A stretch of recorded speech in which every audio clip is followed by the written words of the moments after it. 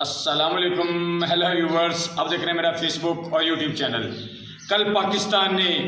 जिस तरह से मैच जीता, बड़ी बड़ी टीमों के लिए मौत के टल खड़का दिए हैं, क्योंकि जो क्रिकेट के बड़े बड़े पंडित थे, गंगोली, वकार यूनुस, वसीम अकरम जैसे, ये पाकिस्तान को 6-7वें नंबर पर गिन रहे थे। लेकिन पाकिस्तान को जब भी आप दीवार के साथ लगाते हैं तो ये ऐसा स्ट्रॉन्गली कम बैक करते हैं कि दूसरी टीमें हैरान हो जाती हैं। तो जिस तरह कल पाकिस्तान ने कम बैक किया और 350 रन ऑलमोस्ट चेज किए, और वो भी अर्ली ऑन 2 विकेटें गिरने के बाद, जो हमारे टॉप बैट्समैन थे इमामुल हक और बाबर आजम के आउट होने के बाद, तो अब पाकिस्तानी टीम जो है वो पूरे तरीके से यानी कि फॉर्म में आ चुकी है। और अब जो 14 तारीख को मैच है पाक भारत टाकरा, वो अब दिलचस्पी इख्तियार कर चुका है, क्योंकि इससे पहले पाकिस्तान और भारत का जो मैच था इसे वन साइड मैच समझा जा रहा था, और इस मैच में अब इतनी ज़्यादा यानी कि कंपटीशन नजर नहीं आ रहा था। लेकिन पाकिस्तान ने जिस तरह कल चेज किया है, अब इस मुकाबले में जान पड़ चुकी है, और अब ये जो मुकाबला है ये तगड़ा मुकाबला होने जा रहा है, और ये दोनों टीमों के लिए असाब की जंग होगी। और अदर हैंड जो पाकिस्तान पर यह तनकीद हो रही है कि पाकिस्तानी बॉलिंग में फॉल्ट है, हाँ मैं ये मानता हूँ कि मिडिल ओवर्स में हम विकेट नहीं ले पा रहे,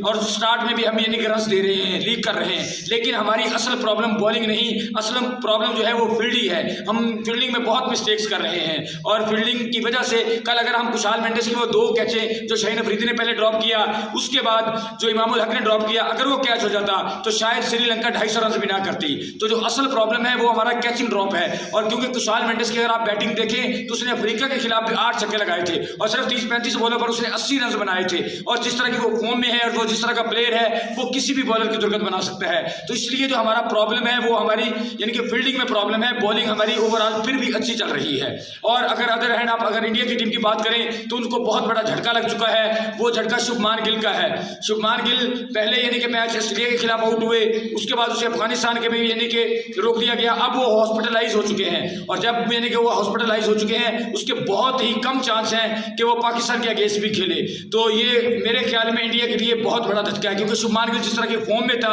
और टॉप क्लास और ओडीआई रैंकिंग में वो दूसरे नंबर पर था, और जिस तरह वो लगातार सेंचुरी स्कोर कर रहा था, और वो लंबी रेस का घोड़ा है और टॉप क्लास का वो प्लेयर है, और अगर वो यानी कि पाकिस्तान के अगेंस्ट नहीं खेलता तो ये पाकिस्तान के लिए मेरे ख्याल में बहुत बड़ा एडवांटेज होगा। तो अब ये जो मैच है ये भरपूर यानी कि बैलेंस साइड पर जाता हुआ दिखाई दे रहा है। अब इस मैच में कोई ज़्यादा फर्क नहीं है, हाँ 48-52 आप इस मैच को कह सकते हैं, लेकिन पहले श्रीलंका के मैच से पहले पाकिस्तानी टीम नीचे लगी हुई थी। लेकिन जब भी पाकिस्तानी टीम नीचे लगी होती है तो फिर ऐसा परफॉर्म करती है कि बड़े बड़ों को हैरान कर देती है, और अब हम उम्मीद करते हैं कि पाकिस्तान बेहतर परफॉर्म करेगा। और एक चीज़ और, मैं यहाँ एक चेंजिंग और टीम में चाहता हूँ, वो इमामुल हक की जगह पर आप सिर्फ 2 मैचों में फ़खर जमान को मजीद मौका दे दें, क्योंकि अगर फ़खर जमान ने 14 मैचेस में रन नहीं किए तो इमामुल हक ने भी 8 मैचों में रन नहीं किए। और फ़खर जमान जिस तरह का प्लेयर है, अगर वो इंडिया या ऑस्ट्रेलिया के खिलाफ, क्योंकि इंडिया का एक अगला हमारा जो नेक्स्ट मैच है वो इंडिया से है, और उससे जो अगला मैच है वो ऑस्ट्रेलिया के अगेंस्ट है, तो ये ऐसी बड़ी टीमें हैं, इनके खिलाफ हमें इम्पैक्ट प्लेयर की ज़्यादा जरूरत है। क्योंकि इमामुल हक अगर 60, 70 या 100 रन की इनिंग करते भी हैं तो उससे इतना यानी कि डिफरेंस क्रिएट नहीं होगा। अगर यानी कि फ़खर जमान स्कोर करते हैं तो फ़खर जमान ऐसा प्लेयर है कि मैच को वन साइड कर सकता है। तो मेरे ख्याल में इस मैच में हमें एक इम्पैक्ट प्लेयर की ज़रूरत है, और हमें यानी कि फ़खर जमान के साथ 2 मैचों का स्कोर रहना चाहिए। आपको अगर हमारी वीडियो अच्छी लगी हो तो इसे लाइक करें और कमेंट में अपनी राय ज़रूर बताएं कि आपकी क्या राय है। ओके, अल्लाह हाफिज़।